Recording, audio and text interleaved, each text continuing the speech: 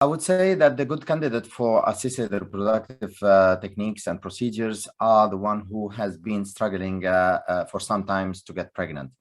One of the examples would be people who have been trying for at least a year or two.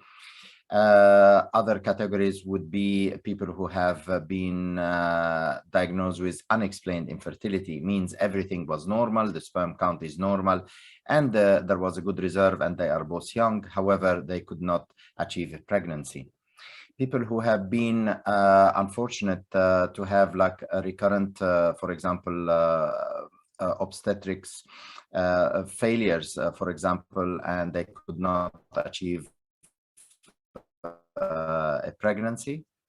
Others would be cases of genetic problems, for example, like in the family and known hereditary problems. And this would be a suitable candidate for PGD, pre-implantation genetic diagnosis, for example. This is to prevent having this hereditary problem to be recurrent or to be transmitted to the baby. So they have to undergo IVF in order to rule out the affected embryo by biopsying it.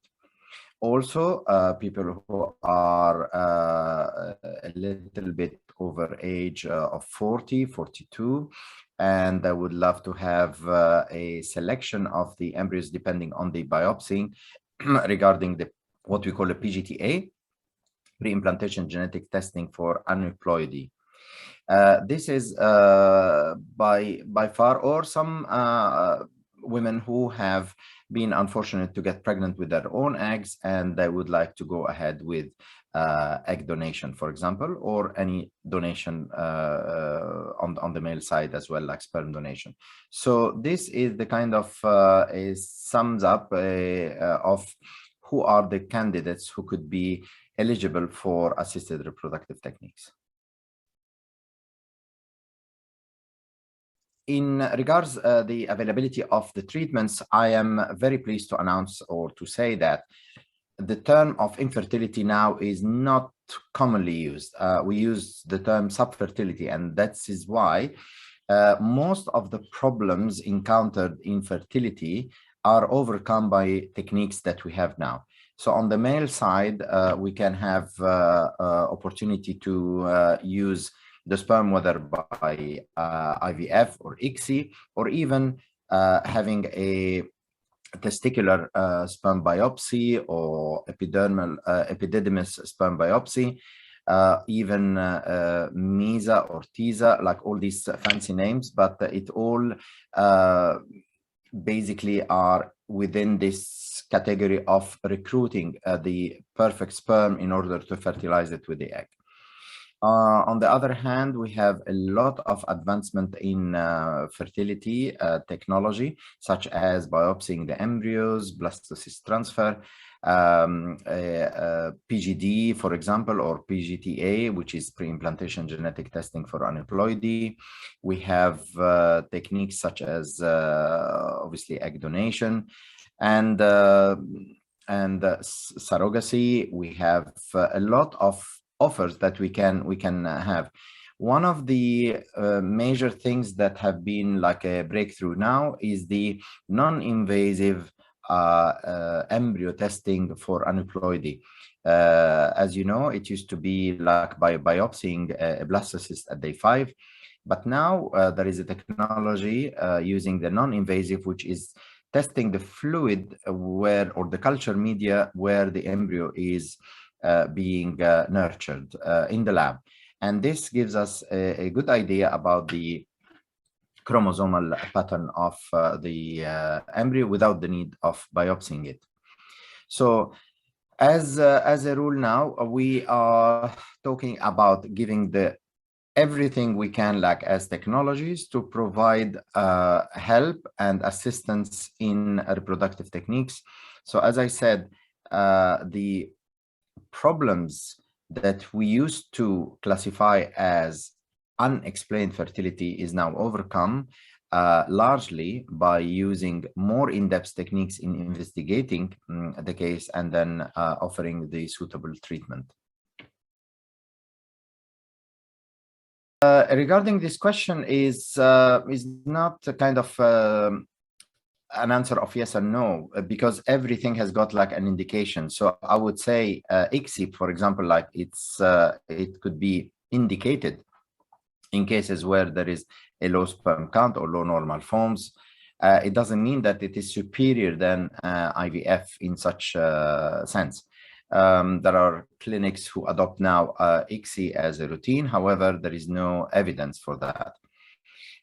Also, if we are using advanced technology, it doesn't mean that it will offer like an extra chance for live birth rate. However, we are aiming to improve the pregnancy rate or the clinical pregnancy rate in the hope of carrying on into live birth rates.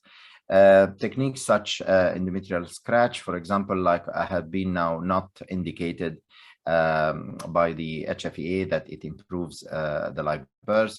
Embryo glue, if you heard about embryo glue to increase the chance of implantation, it's only like a matter of hyaluronic acid added to the culture in order to increase the chance of implantation. So better techniques than the others is not the right sort of questions, because they are all indicated, but in the right circumstances. Success rate depends hugely on the scenario that we are having. So a couple who are young is different from a couple who are not as young as, it depending on the quality, on the AMH, on the FSH, on the ovarian reserve, how many eggs are collected, and it's a lot of variables. I would say that on general terms, I prefer like a healthy woman with a average reserve and having no other problems, rather than someone who is even maybe could be younger but with a lot of medical problems, for example. A history of for example, endometriosis or ovarian surgeries on ovaries, for example, to take the cysts from the ovaries, can affect hugely the ovarian reserve and could represent a challenge. So success rates, it depends on how and when they are presenting to us. A case of a year or two of subfertility is different from a case of 7 to 9 years or 10 years of subfertility. This might represent a deeper problem, or actually it could be just a misdiagnosis. So it has to be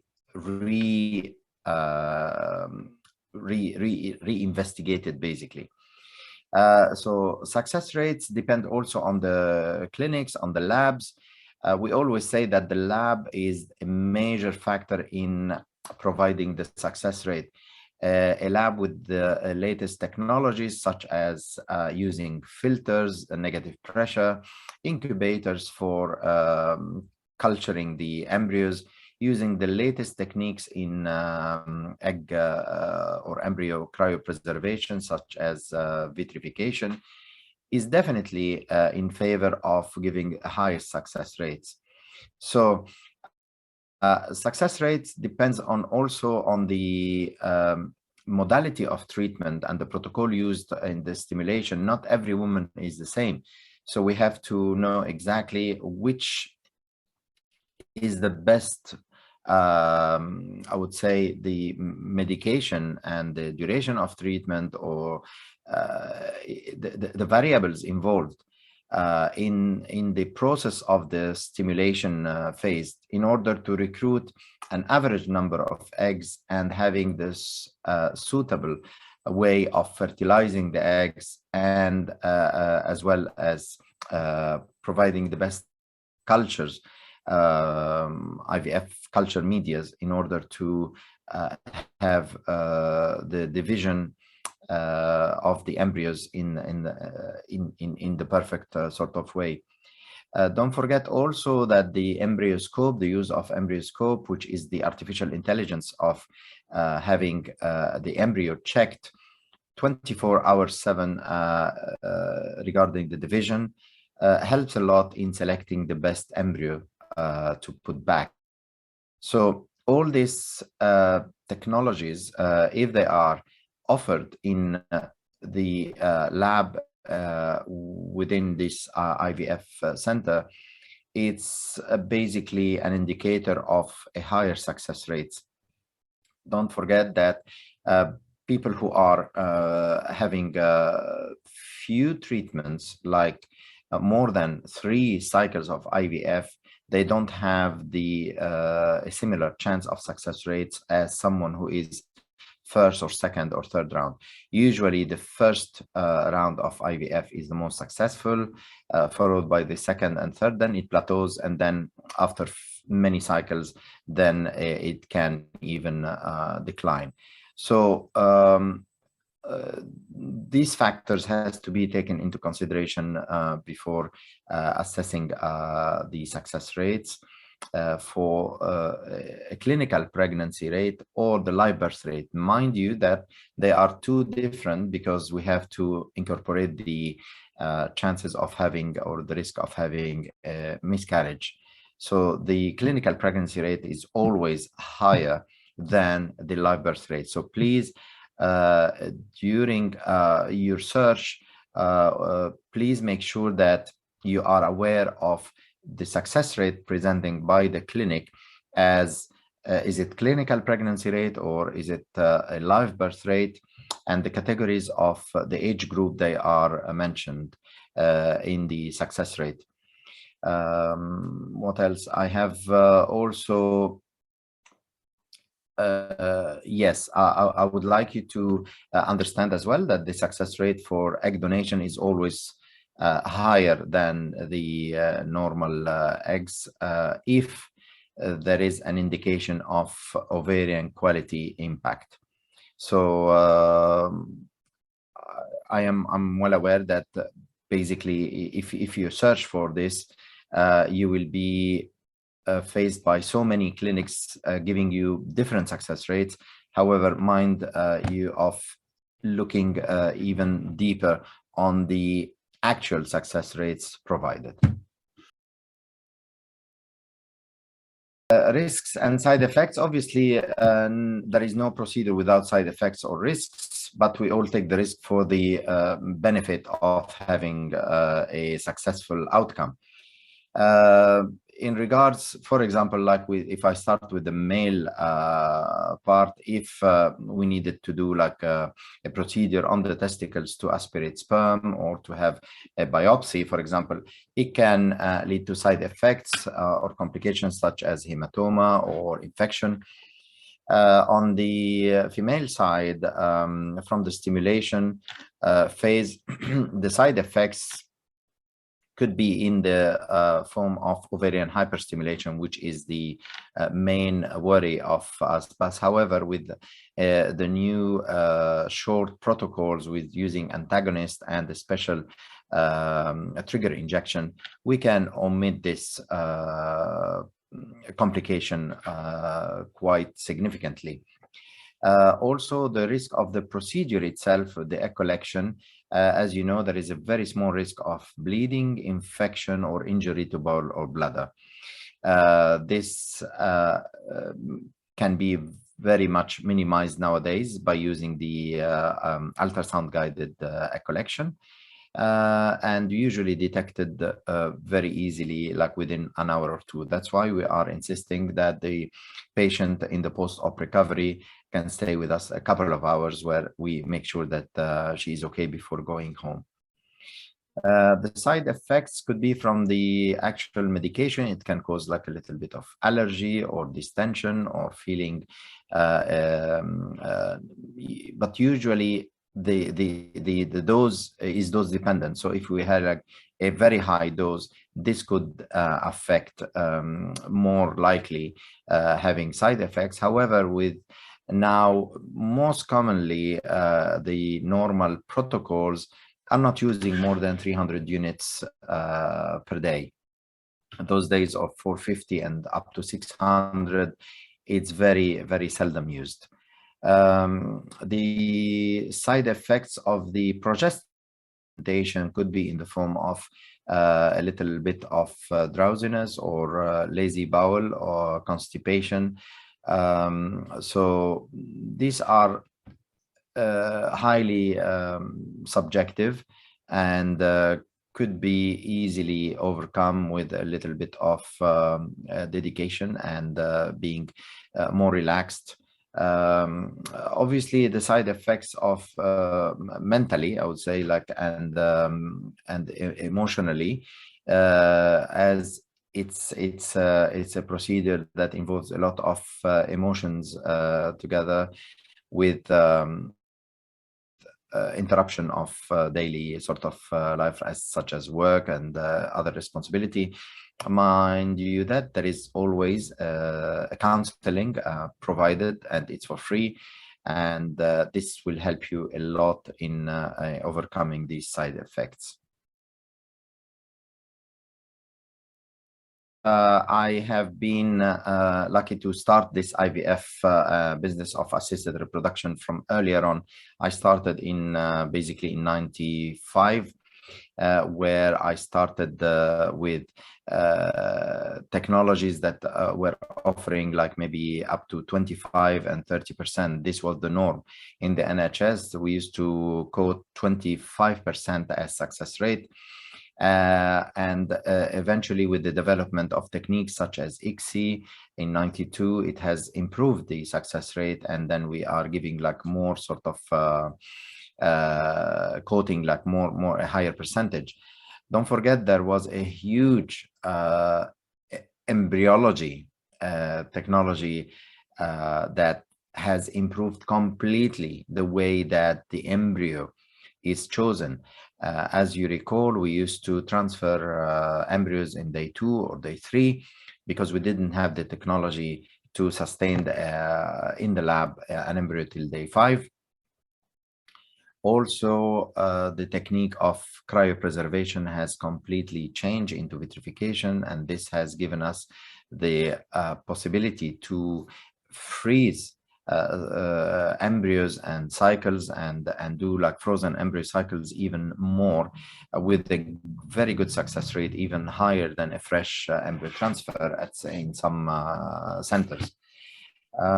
So nowadays we have shifted completely to day 5 blastocyst transfer. As you remember, also the biopsying of the embryos used to be on day 3, where we took 1 cell or 2 from day 3 embryo, which is 8 cells. And this was not without the complications. Sometimes there was embryo demise.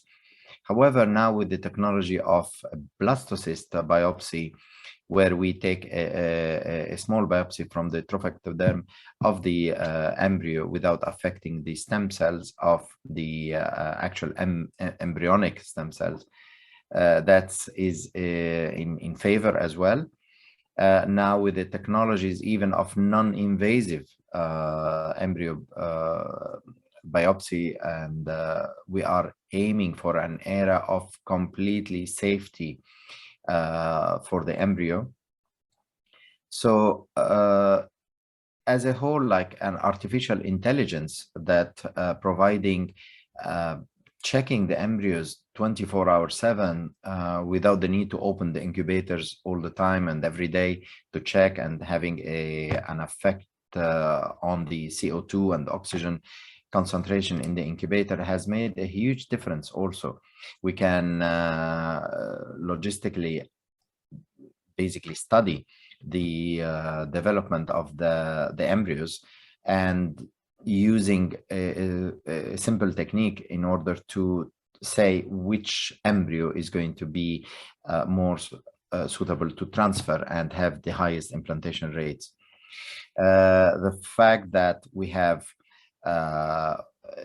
now the policy of single embryo transfer on day 5 has eliminated the risk of having twins or triplets or even quintuplets, as you've heard like in the past. And this is also like confer a huge safety for the woman, because we always believe that a single baby, singleton, is always more safer to have than twin pregnancy with all its complications. I know that twins, most of the patients would prefer to have a transfer of, for example, 2 embryos and to have like a family, their family completed. However, this is not recommended by the HFEA as a first line of treatment. So as you see, like the development has been ongoing, and we are still developing more techniques in order to mainly to choose the right sperm. So we have now what we call the high magnification to choose the right sperm, and it's called IMSI. We have other techniques to help us, and the major now trend would be into selecting the best sperm and fertilizing it with the highest degree of safety together with the stimulation, as well as producing an embryo and putting back one embryo.